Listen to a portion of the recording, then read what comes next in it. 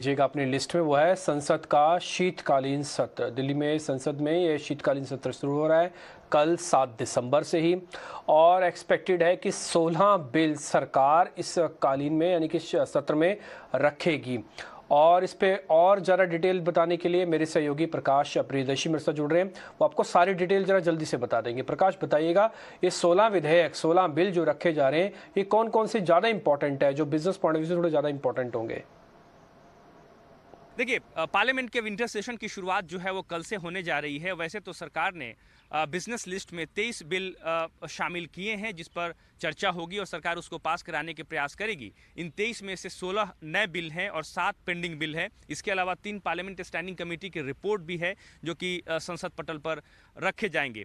हालांकि कि economic bills के लिहाज से देखें तो विंटर सेशन जो है वो ज़्यादा महत्वपूर्ण साबित नहीं होता हुआ दिख रहा है, क्योंकि सरकार ने बिजनेस लिस्ट में तमाम जो इंपॉर्टेंट बिल्स हैं, इकोनॉमिक बिल्स हैं, उसको बाहर रखा है। अगर आप इस पर नज़र डालें तो कंपटीशन अमेंडमेंट बिल इस लिस्ट से बाहर है, आईबीसी में जो ज़रूरी बदलाव करना है उससे संबंधित जो बिल है लिस्ट से बाहर है, बैंकिंग अमेंडमेंट बिल इस लिस्ट में नहीं है, इंश्योरेंस अमेंडमेंट बिल जिस पर चर्चा हो रही है वो भी इस लिस्ट से बाहर है, पर्सनल डेटा प्रोटेक्शन बिल को भी सरकार ने बिजनेस लिस्ट में शामिल नहीं कराया है।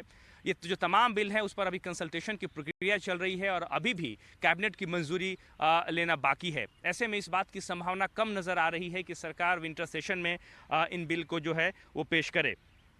हालांकि इम्पॉर्टेंट ये हो सकता है विंटर सेशन में कि सप्लीमेंट्री डिमांड फॉर ग्रांट जो है वो सरकार पेश कर सकती है और कई ऐसे सेक्टर्स हैं जिनको कि अतिरिक्त रकम जो है वो मिल सकती है। इसके अलावा जिन बिल्स को सरकार ने शामिल किए हैं बिजनेस लिस्ट पर, अगर उस पर आप नज़र डालते हैं तो ट्रेडमार्क्स अमेंडमेंट बिल 2022, जिसके ज़रिए ग्लोबल ट्रेडमार्क की जो प्रक्रिया है उसको आसान बनाया जाएगा और एक ही एप्लीकेशन से, एक ही लाइसेंस से आपको ग्लोबल ट्रेडमार्क मिल जाएगा। साथ ही साथ फॉरेस्ट कंजर्वेशन अमेंडमेंट बिल ये भी लिस्ट में शामिल है और इसके अलावा multi state cooperative societies amendment bill को भी सरकार ने इस लिस्ट में शामिल किया है।